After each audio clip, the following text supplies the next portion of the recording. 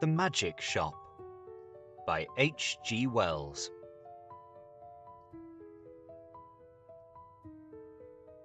I had seen the magic shop from afar several times. I had passed it once or twice. A shop window of alluring little objects, magic balls, magic hens, wonderful cones, ventriloquist dolls, the material of the basket trick, packs of cards that looked all right, and all that sort of thing. But never had I thought of going in until one day, almost without warning, Gip hauled me by my finger right up to the window, and so conducted himself that there was nothing for it but to take him in. I had not thought the place was there, to tell the truth. A modest-sized frontage in Regent Street, between the picture shop and the place where the chicks run about, just out of patent incubators. But there it was, sure enough. I'd fancied it was down nearer the circus, or round the corner in Oxford Street, or even in Holborn. Always over the way, and a little inaccessible it had been, with something of the mirage in its position.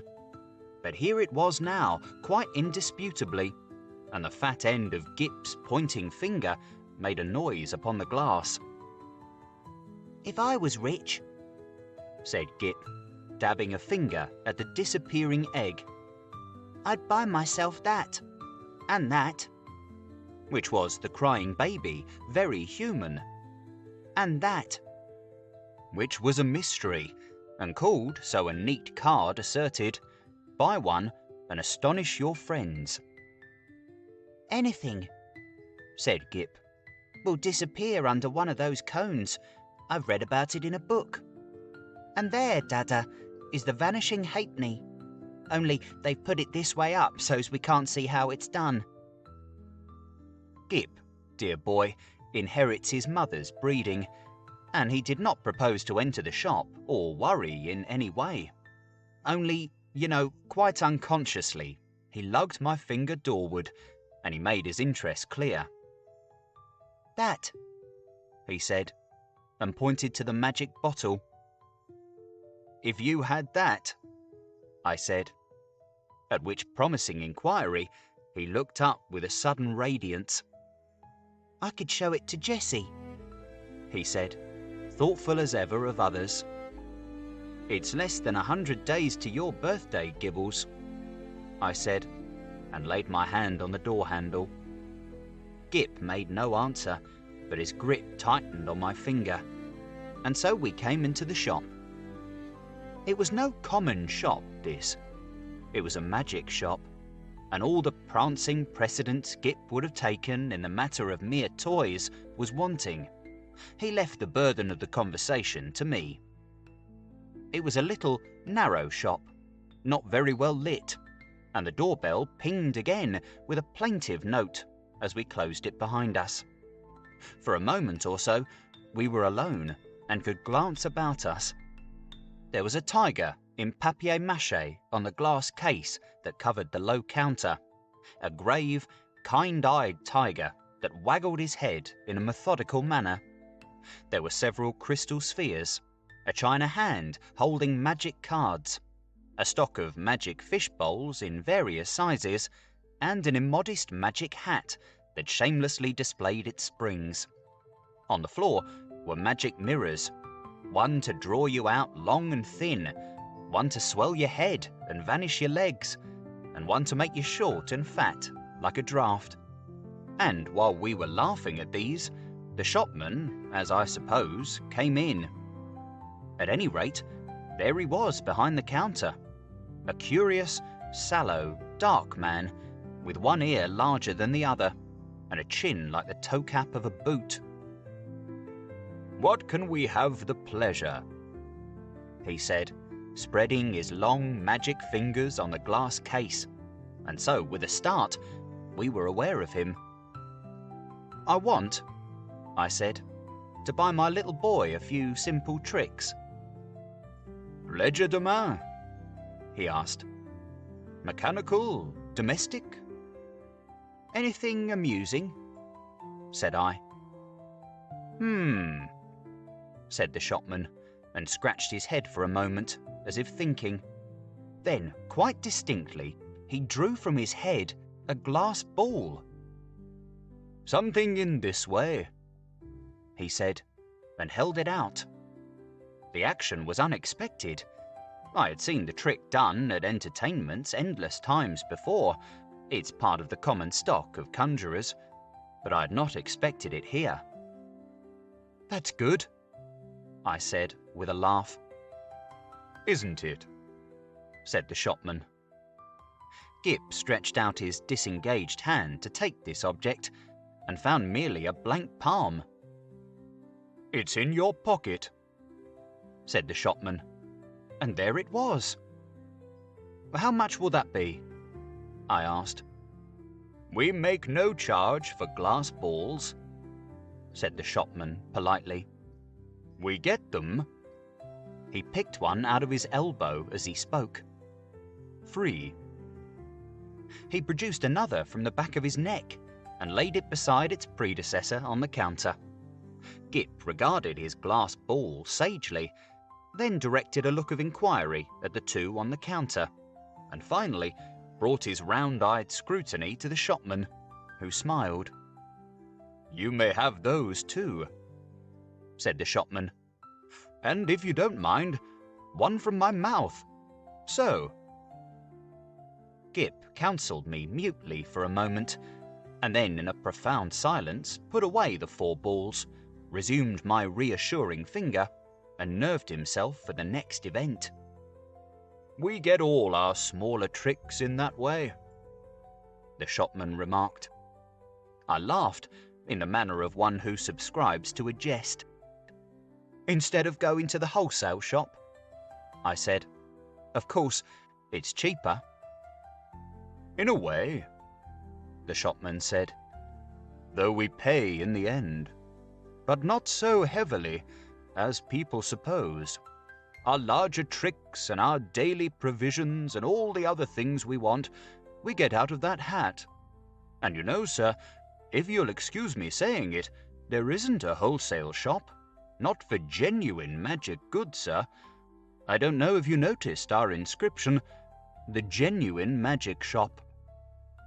He drew a business card from his cheek and handed it to me. "Genuine," he said, with his finger on the word, and added, "There is absolutely no deception, sir." He seemed to be carrying out the joke pretty thoroughly, I thought. He turned to Gip with a smile of remarkable affability. You know, are the right sort of boy." I was surprised at his knowing that, because, in the interests of discipline, we keep it rather a secret, even at home. But Gip received it in unflinching silence, keeping a steadfast eye on him. "It's only the right sort of boy gets through that doorway."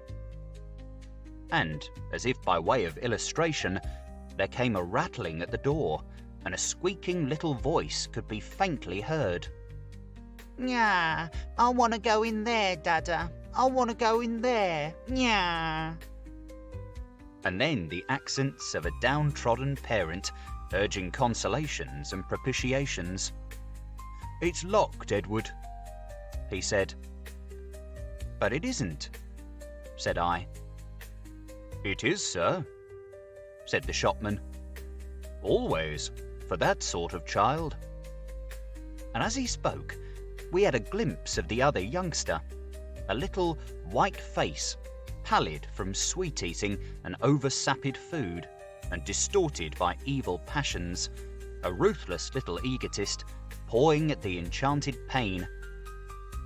"It's no good, sir," said the shopman, as I moved, with my natural helpfulness, doorward, and presently the spoilt child was carried off, howling. "How do you manage that?"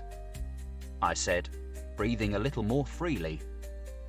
"Magic," said the shopman, with a careless wave of the hand, and behold, sparks of coloured fire flew out of his fingers and vanished into the shadows of the shop. "You were saying," he said, addressing himself to Gip, "before you came in, that you would like one of our Buy One and Astonish Your Friends boxes. Gip, after a gallant effort, said, "Yes." "It's in your pocket." And leaning over the counter, he really had an extraordinarily long body, this amazing person produced the article in the customary conjurer's manner. "Paper," he said, and took a sheet out of the empty hat with the springs. "String." And behold, his mouth was a string box, from which he drew an unending thread, which, when he had tied his parcel, he bit off, and it seemed to me swallowed the ball of string. And then he lit a candle at the nose of one of the ventriloquist dummies, stuck one of his fingers, which had become sealing wax red, into the flame, and so sealed the parcel. "Then there was the disappearing egg," he remarked, and produced one from within my coat breast and packed it, and also the crying baby, very human. I handed each parcel to Gip as it was ready, and he clasped them to his chest. He said very little, but his eyes were eloquent. The clutch of his arms was eloquent. He was the playground of unspeakable emotions. These, you know, were real magics. Then, with a start, I discovered something moving about in my hat, something soft and jumpy. I whipped it off, and a ruffled pigeon, no doubt a confederate, dropped out and ran on the counter, and went, I fancy, into a cardboard box behind the papier-mâché tiger. "Tut, tut," said the shopman, dexterously relieving me of my headdress. "Careless bird, and, as I live, nesting."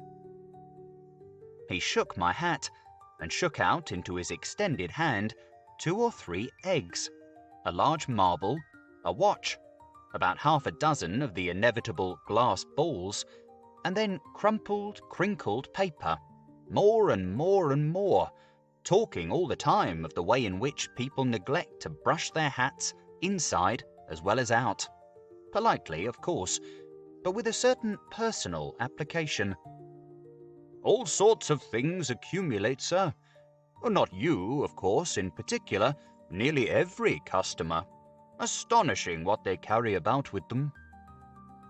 The crumpled paper rose and billowed on the counter, more and more and more, until he was nearly hidden from us, until he was altogether hidden, and still his voice went on and on. "We none of us know what the fair semblance of a human being may conceal, sir. Are we all then no better than brushed exteriors, whited sepulchres?" His voice stopped, exactly like when you hit a neighbour's gramophone with a well-aimed brick, the same instant silence, and the rustle of the paper stopped, and everything was still. "Have you done with my hat?" I said, after an interval. There was no answer. I stared at Gip, and Gip stared at me, and there were our distortions in the magic mirrors, looking very rum and grave and quiet. "I think we'll go now," I said. "Will you tell me how much all this comes to?" "I say," I said, on a rather louder note, "I want the bill, and my hat, please." It might have been a sniff from behind the paper pile. "Let's look behind the counter, Gip," I said. "He's making fun of us."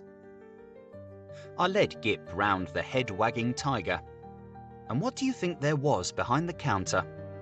No one at all, only my hat on the floor, and a common conjurer's lop-eared white rabbit, lost in meditation, and looking as stupid and crumpled as only a conjurer's rabbit can do.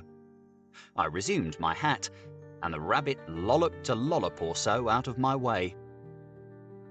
"Dada," said Gip in a guilty whisper. "What is it, Gip?" said I. "I do like this shop, Dada." So should I said to myself, if the counter wouldn't suddenly extend itself to shut one off from the door. But I didn't call Gip's attention to that. "Pussy," he said, with a hand out to the rabbit as it came lolloping past us. "Pussy, do Gip a magic." And his eyes followed it as it squeezed through a door I'd certainly not remarked a moment before. Then this door opened wider, and the man with one ear larger than the other appeared again. He was smiling still, but his eye met mine with something between amusement and defiance. "You'd like to see our showroom, sir?" he said, with an innocent suavity. Gip tugged my finger forward, and I glanced at the counter and met the shopman's eye again. I was beginning to think the magic just a little too genuine. "We haven't very much time," I said. But somehow, we were inside the showroom before I could finish that. "All goods of the same quality," said the shopman, rubbing his flexible hands together. "And that is the best. Nothing in the place that isn't genuine magic and warranted thoroughly rum. Excuse me, sir." I felt him pull at something that clung to my coat sleeve, and then I saw he held a little wriggling red demon by the tail. The little creature bit and fought and tried to get at his hand, and in a moment he tossed it carelessly behind a counter. No doubt the thing was only an image of twisted India rubber, but for the moment, and his gesture was exactly that of a man who handles some petty, biting bit of vermin. I glanced at Gip, but Gip was looking at a magic rocking horse. I was glad he hadn't seen the thing. "I say," I said in an undertone and indicating Gip and the red demon with my eyes. "You haven't many things like that about, have you?" "None of ours. Probably brought it with you," said the shopman, also in an undertone and with a more dazzling smile than ever. "Astonishing what people will carry about with them unawares." And then to Gip, "Do you see anything you fancy here?" There were many things that Gip fancied there. He turned to this astonishing tradesman with mingled confidence and respect. "Is that a magic sword?" he said. "A magic toy sword. It never bends, breaks, nor cuts the fingers. It renders the bearer invincible in battle against anyone under 18. Half a crown to 7 and 6pence, according to size. These panoplies on cards are for juvenile knights-errant, and very useful. Shield of safety, sandals of swiftness, helmet of invisibility." "Oh, Daddy!" gasped Gip. I tried to find out what they cost, but the shopman did not heed me. He had got Gip now. He'd got him away from my finger. He'd embarked upon the exposition of all his confounded stock, and nothing was going to stop him. Presently, I saw with a qualm of distrust, and something very like jealousy, that Gip had hold of this person's finger, as usually he has hold of mine.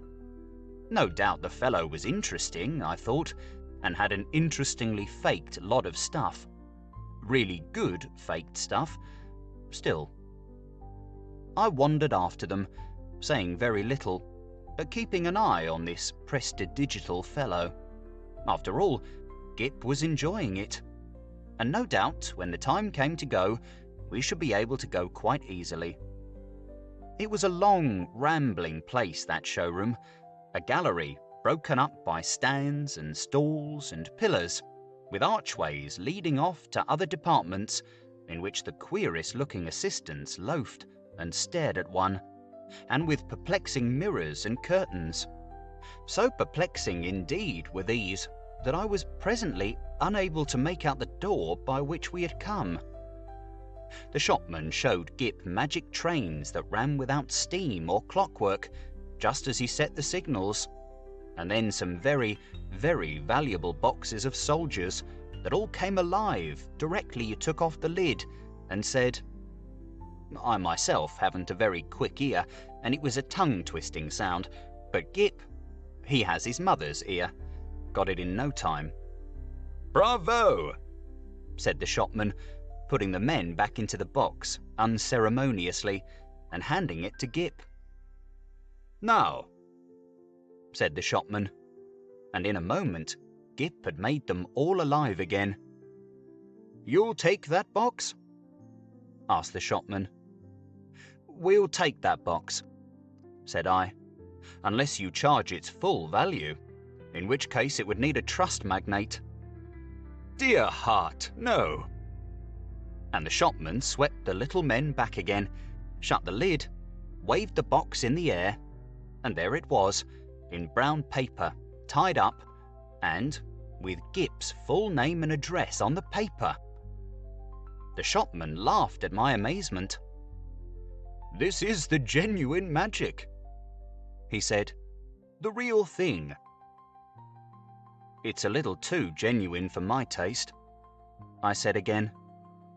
After that, he fell to showing Gip tricks. Odd tricks, and still odder the way they were done. He explained them. He turned them inside out, and there was the dear little chap nodding his busy bit of a head in the sagest manner. I did not attend as well as I might. "Hey presto," said the magic shopman, and then would come the clear, small, "Hey presto" of the boy. But I was distracted by other things.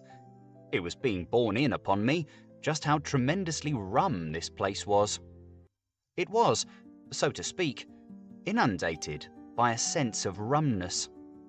There was something a little rum about the fixtures even, about the ceiling, about the floor, about the casually distributed chairs.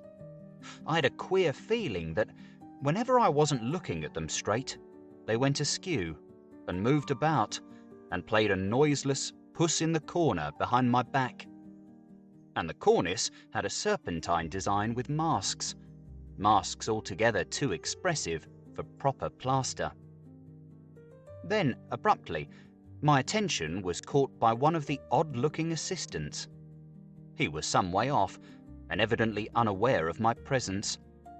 I saw a sort of three-quarter length of him over a pile of toys and through an arch.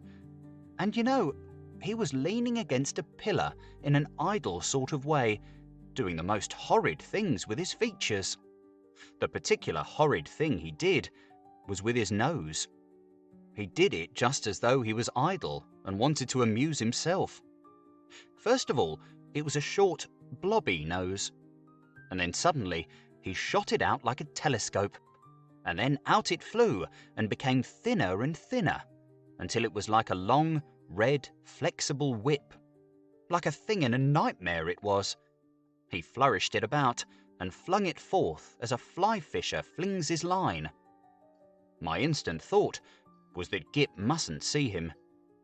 I turned about, and there was Gip quite preoccupied with the shopman and thinking no evil. They were whispering together and looking at me. Gip was standing on a little stool, and the shopman was holding a sort of big drum in his hand. "Hide and seek, Dada," cried Gip. "You're he." And before I could do anything to prevent it, the shopman had clapped the big drum over him. I saw what was up directly. "Take that off," I cried. "This instant you'll frighten the boy. Take it off." The shopman, with the unequal ears, did so without a word, and held the big cylinder towards me to show its emptiness. And the little stool was vacant.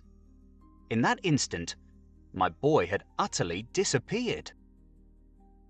You know, perhaps, that sinister something that comes like a hand out of the unseen and grips your heart about. You know it takes your common self away and leaves you tense and deliberate, neither slow nor hasty, neither angry nor afraid. So it was with me. I came up to this grinning shopman and kicked his stool aside. "Stop this folly," I said, Where is my boy?" "You see," he said, still displaying the drum's interior, "there is no deception." I put out my hand to grip him, and he eluded me by a dexterous movement. I snatched again, and he turned from me and pushed open a door to escape. "Stop," I said, and he laughed, receding. I leapt after him into utter darkness. Thud. "Lord bless me heart, I didn't see you coming, sir." I was in Regent Street, and I'd collided with a decent-looking working man. And a yard away, perhaps, and looking a little perplexed with himself, was Gip. There was some sort of apology, and then Gip had turned and come to me with a bright little smile, as though for a moment he had missed me. And he was carrying 4 parcels in his arm. He secured immediate possession of my finger. For the second, I was rather at a loss. I stared round to see the door of the magic shop, and, behold, it was not there. There was no door, no shop, nothing. Only the common pilaster between the shop where they sell pictures and the window with the chicks. I did the only thing possible in that mental tumult. I walked straight to the curbstone and held up my umbrella for a cab. "Hansoms," said Gip, in a note of culminating exultation. I helped him in, recalled my address with an effort, and got in also.